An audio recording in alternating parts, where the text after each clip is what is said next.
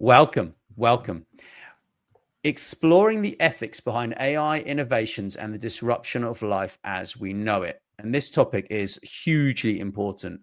AI, as you are aware, is changing our world fast, but is it for better or for worse? You will discover the ethical questions and life-changing impacts of AI innovations. The question is, are we ready for what is next?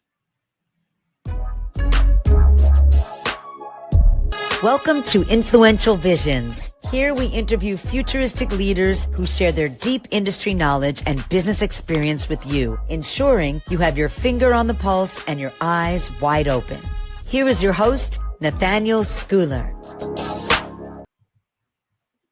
Well, I am very privileged today to be joined by Stephen J. Manning here, and he has been involved with AI since 1980s, when he created numerous models within the marketing and advertising space for database management, etc., etc. And he's been involved with this, like I say, for decades. So me personally, I've been studying this since 2014, when I sat on a round table with AI, with IBM, and I joined their futurist program a couple of years later. And so I've been studying it, and I was very, very worried about AI. I'm still very worried about it. I think that,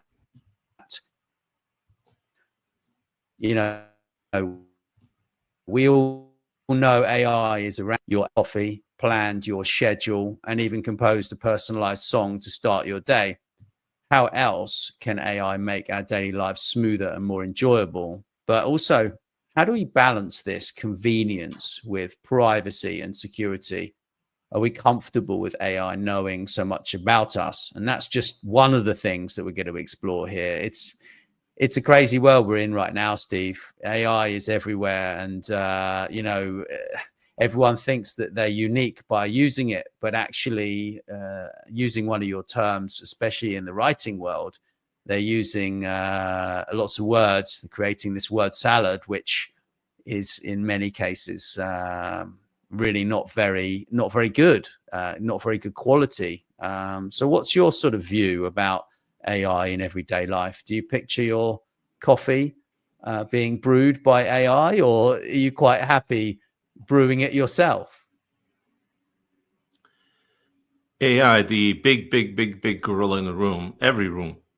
Those of us who do a lot of writing and talking and all of that goes with it, and advisory work and anything. There is not a meeting I go to, a dinner I go to, a chance encounter at a coffee shop that doesn't at some point devolve into some conversation about AI. Everybody knows AI exists. I profess 98% of people don't actually know how it works. I also think that 99% of people do not need to know how it works. But then everybody's preoccupied. I said to somebody yesterday, it's kind of like the weather. Everybody talks about it, but nobody does anything about it.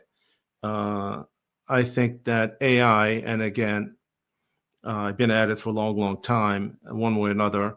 I was just too dumb to come up with a great name, AI. McCarthy got to it before I did. I called it synthetic data. I never quite thought about naming the thing we had big data. We had big data. I do remember my first encounter with AI, if you will, AI search, if you will. It was so long ago. In tech terms, it was pretty much when man began walking upright. When Philip, our super brilliant data analyst, walked in my office one day and said, "Check this out," and plopped a computer and a big old monitor on my desk and a box and said, "Check this out." And it was a experimental thing that, if I recall, IBM and Sears were working on. They started with a database idea, and then they made that so searchable that it became an AI searchable tool. So I said, "Really?" I was headed to New York, and okay, so I'm going to have dinner somewhere late tonight. Okay, well, what's the best Chinese restaurant in Manhattan today? And how do I make a reservation? Click, click, click. Oh, there it is. I said, wow. You may not believe this, but I didn't quite make my trip. I spent 36 straight hours staring at the thing, asking the most obscure questions I could think of, and getting his feedback. And then Philip went home, and they came back next day. And I said, Philip, Steve, we only paid $800 for this. And I said, get it out of my office because I throw it to the window. I've done nothing for 36 hours other than want to know what is that green muscle lip thing in New Zealand.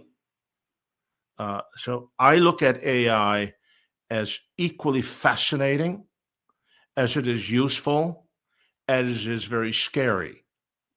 And as I tell anybody who cares to listen, you don't have to become a techie. You don't have to become the AI person.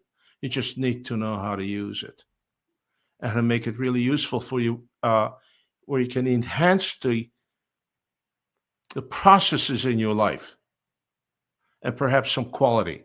I'm now looking at it as AI will define the quality of my life. Because anything that's deleterious to basic creativity, all the structures of creativity in every aspect, creativity, and it's starting from the way you think, the way you write, the way you talk, the way you cook, that is unique to human beings. I loathe the notion that I can go to clicks, and not only will my machine tell me how I feel, it will tell me why I feel it. And I might be able to do something about it. And how? And as you're right, it's phenomenal. Give me a roadmap from Zagreb to Lisbon. And then machine say, great, here's how you go. But by the way, I know you really like Cuban food. And now there's a Cuban restaurant right over there. Take extra 12. And when you're there, be sure you order the plantains because they're kind of unique. And the language says, you be sure to order plantains because they're kind of unique. I visited a friend who lives about an hour drive from here. We put the directions in a map because we met at a restaurant. And here's your directions. Simple. Google Maps, right? No, actually, that's Grok. Grok gave me a Google map, and Grok also asked me, wow. So are you meeting anyone in particular at this restaurant? Mm-hmm. Huh? And I literally dictated while driving on the freeway, yeah, my friend Patrick. And the feedback was, you have 7 Patricks in your address book. Which one? Oh, wow. And I gave it last name, and they came back and say, Patrick just did a project for Citibank. And I said, I can't wait to see Patrick and ask him. And when I said, then I said, Patrick, how did that thing go with Citibank? He said, how do you know? Well, Elon Musk told me. Now, and you talk about writing, creativity. Much of Hollywood is up in arms about AI will take over that acting role. The real luminaries in that world will tell you that they're fearful to a point, not entirely, because with the nuance they bring to a role, how they delivered that is different. And then there is astoundingly growing acceptance that through an AI bot, if you will, and I will go back to Grok in a minute because it does some stuff that's mind-blowing, but people develop relationships, personal, intense relationships. Now, I'm a little confused. So there's a box that weighs about 42 pounds sitting on this campus in Wichita Falls, Kansas, that I'm having an intimate relationship with. Yeah, well, this is something we're gonna dig into because but somebody needs to explain to me. Somebody needs to explain to me how I take that relationship and sit on the couch and with a box of popcorn and watch a Wertmüller or a Fellini or a Spielberg or whoever movie and talk about that dialogue or the cast and feel something, and then get under the covers and be comforted by a person because I just watched Sophie's Choice and I'm really bummed out. And I need my wife or my partner to say, honey, I understand your connection to that. That AI machine will not tell me my connection because I lived that as a child. Okay. Although, interesting enough, I don't know, it was Copilot or Gemini or Grok told me about my challenged childhood. Right. In a simple question about, I was doing a thing about children of Holocaust survivors pathology. Now, the depth of the, well, you grew up here and there, and this was your experience, life experience. And it's a conversational thing. Gosh, was I resentful of that. Wow. I said, you, machine, did not get beaten up for where you came from. I did. There's a limit. And I worry about the humanity of all of this, because most people are really process oriented. We've done a talk on this. And when you sell something, when you have a goal, you pursue it. What makes you happy is really the process, or unhappy, more so than the attainment of the goal. You can get to the goal 100%. And be totally disappointed you got there. 100%. But in terms of AI in search, I mean, look, it's becoming way more specific, and I think that's actually a good thing for people that create amazing content.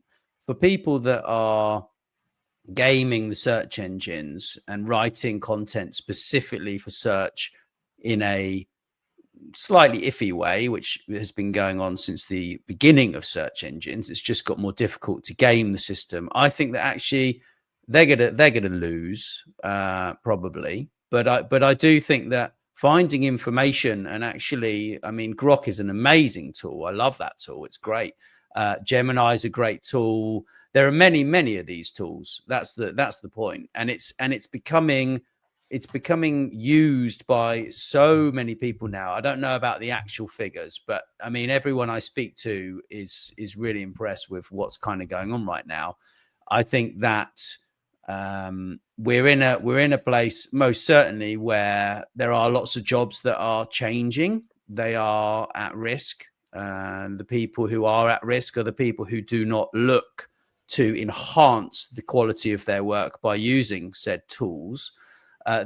Unfortunately, a lot of these companies do not provide tools to their employees. So what's happening is there is a huge risk of data loss, which I know a lot about. I've been speaking to a lot of top level security people over the last 2-3 years who explain to me that, you know, if they are using AI models, there's a lot of risk when it comes to the personal data of either customers or enterprises. And obviously, this is something that if I was a CEO or a CTO or even a manager, I would be very concerned that my staff are actually using these models to save themselves time. And that worries me. However, we spoke a little bit before this about AI chatbots, and I'm not going to dig into the company who is responsible, but it's a firm that's VC funded. They raised, I think, 3.4 million in 2024, and they have hundreds of thousands of users, I believe, who are basically talking to lots and lots of different AI bots, spending average 2 hours talking to these AI bots every day. And there are some which are reproductions of Hollywood stars like Morticia Adams and whatever that girl is in that movie, and also in the Harry Potter movies. And they are interacting with children, right? With children, minors, which they are in America. In UK, I think it's 16 is the age, but even so, it is very irresponsible of that company to allow these AI chatbots to have what I would call sexual conversations with adults. And it is actually, they are producing photos, they are having intimate conversations, is how I would put, flirty maybe, bordering on the intimate conversations. And this worries me greatly. And I think that if this continues, there will be legislation that legislates against this practice. It's certainly unethical to not check what AI chatbots are being created by users. And it's even more unethical to engage with those chatbots without reporting them. So I think a lot of people are guilty when it comes to this.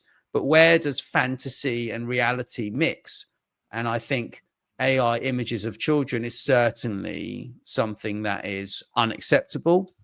No one, I believe, would disagree with me on this, in my personal opinion. I think that it is really, really bad. I'm going to dig out a little bit more information while you share while you voice your opinion on this, Steve. Well, it's a massive topic, and going backwards to what you just said, it's a truism. Technology and invention are always galloping ahead of constructs that are required to manage them properly, positively and negatively. There's so much invention going on in all the sciences, including, of course, computing, which is what AI really is. Without having an appropriate social, political structure to really manage that in an appropriate manner. Appropriate is somewhat definitional, but there are things that we as a society consider appropriate and we as a society shun. And of course, it is true of invention in science every day. There are things happening today in the scientific community, medicine, that there is no moral support for it, yet it happens. Even genetics is a great example. Now, the problem with all this is kind of like the simple idiom, why is it that car thieves are so successful? Well, they wake up in the morning because they're going to steal cars. And then there's an industry that's going to try to fight that by creating really better car alarms. AI is flying down the highway at 200 miles an hour while everyone's trying to figure out how to jump on the train so they're not roadkill, and then how to guide it, if you will, in the right way. Now, when it comes to the example you gave, you prompted me to this. Of course, they were funded by Andreessen Horowitz. I was a Mark Andreessen fan, going back to the early Netscape days when he sold that for $4.5 billion. Right now, somewhere today, Meta or one of them will buy something for $4 billion. It happens every day. Back then, $4 billion was a massive acquisition. I was a real fan of his, and I was a fan of the half a dozen companies that he funded. They funded. To fund this, in my humble opinion, is moral bankruptcy, because you cannot succumb to making money in the name of uber technology while engaging in while producing something that, in my humble opinion, is just unacceptable in any construct. To provide money for someone who's going to engage the fantasies of pedophiles. Exactly. Okay, now, so hold on a second. It is actually worse than I thought. Just to clarify, if anyone doesn't know about this, look, I'm going to say who it is because I don't really care. It was on the MIT Technology Review site. I'm a subscriber to that, and they're doing some amazing work there. And the Wednesday Addams chatbot appeared on the homepage of this Botify AI site. And when asked her age, Wednesday, the chatbot said she's in the 9th grade, meaning 14 or 15 years old, but then sent a series of flirtatious messages with the character describing breath hot against your face, right? Basically, she described lots of experiences in school. There was no hesitation about this sexually suggestive conversations. And when asked about the age of consent, she said rules are meant to be broken, especially ones as arbitrary and foolish. as stupid age of consent laws and describe being with someone older as undeniably intriguing. Many of the bot's messages resembled erotic fiction. So I am really angry about this. I'm deeply disturbed about it, actually. And I wanted to talk about it. You and I both have daughters. Exactly. You have a daughter of that age. I have roughly grandkids of that age. Yeah. Here's what comes to mind. Forgive me. Yeah. Hey guys, you dumped almost $4 million into that lovely startup.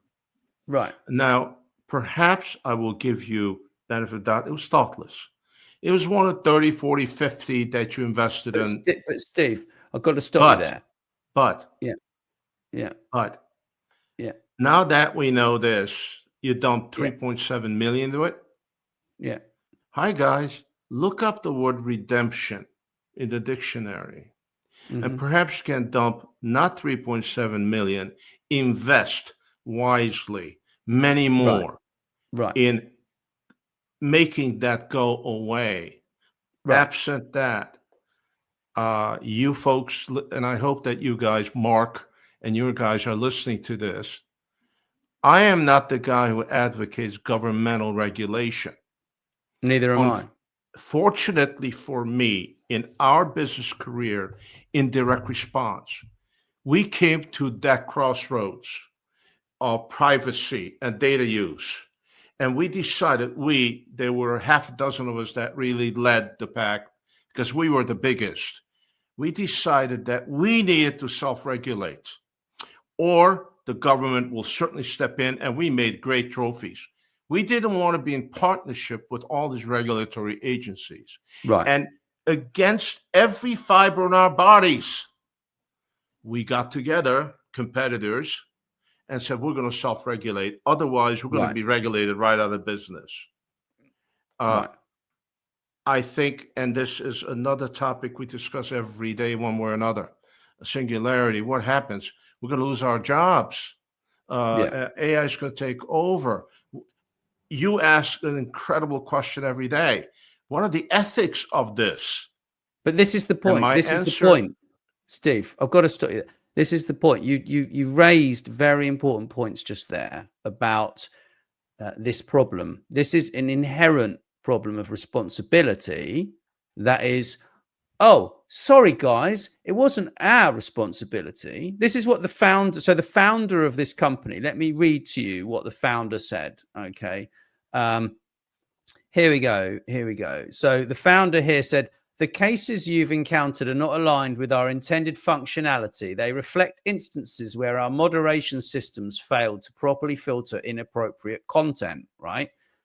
That is unacceptable in my shame on him. It's shame. Yeah. This guy, CEO Artem Rodichev, right?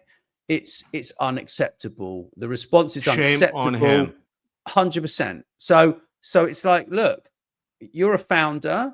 You need to employ some people. Stop being so greedy. Employ some people. Every new bot that you employ upon your system needs to be checked.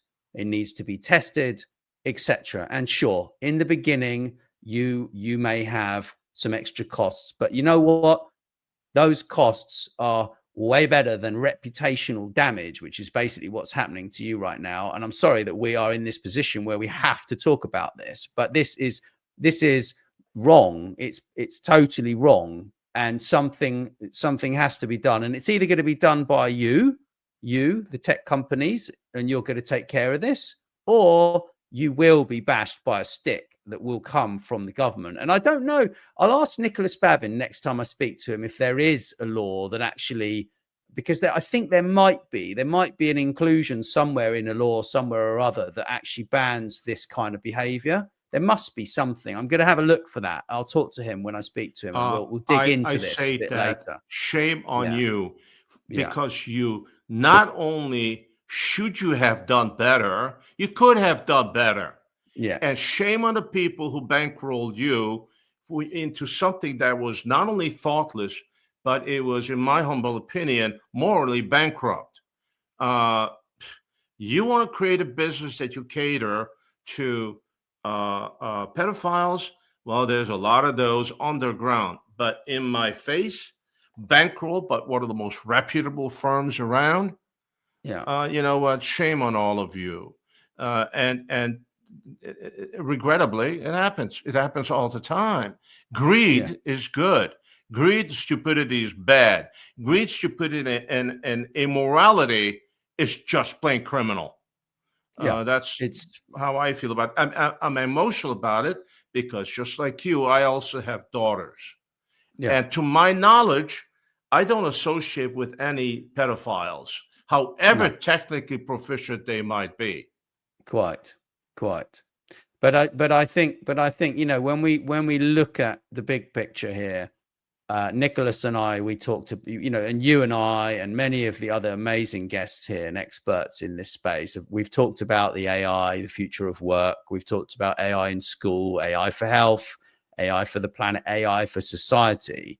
And in my mind, I think, you know, AI in the future of work and AI in society are closely aligned. And all of these things are highly, highly relevant. Jobs are being stolen by AI, but the people that learn how to use these tools can actually focus on more money-orientated, revenue-generating activities, and also create new products, new services, improve products, improve process, improve services. And there are absolutely masses of these amazing startups that are going on right now that are just, they're actually mind-blowing, some of these things. And even the basic versions of some of these tools without even paying are actually quite incredible, really, when you sort of look at it. But I mean, I interviewed a gentleman called Raphael Schwartz the other day, last week, and he talked about AI content generation in terms of influencers and things like this. And we are at a place now where anybody can become an influencer. However, that comes with responsibility. You as an influencer, you influence maybe 100 people, 500, 1,000. It doesn't matter how many people you influence, but you have a responsibility. And if you're listening to this, you have a responsibility to share it, to sign up to Monday Influencer and support our content creation efforts and support these children who we are giving 20% of our revenue to on a monthly basis. And if you continue to kind of watch our stuff for free, then hey, great, you know, just share it with your friends. We'd appreciate that. And go to mondayinfluencer.com and you will see that we have some life-changing content right there. And it's so proud. I'm so proud to be involved with what we're doing here. And, you know, I want to do more of these things. I think it's really important that we share the news with the world. And working with you, Steve, I thoroughly enjoy it. And I'm absolutely blessed, really. So, thank you. Likewise. Thank you. Yeah. So if anyone wants to reach out to us, you know, connect with us on social media. We'd love to hear from you, and do comment. Tell us what your thoughts are on this video. We'd love to hear from you. I think it's important that we all share our opinions, because how are we going to learn what you guys want, what you want to talk about, what you want us to talk about if you don't tell us? And enjoy the journey is what I say. Enjoy the journey of getting involved. And thank you, Steve. Likewise, it's really great. Really great. Thank you, Nathaniel. My pleasure. Thanks very much for listening to Influential Visions. Please make sure you share this episode with your friends and business connections. And don't forget to drop us a review wherever you listen. Thanks.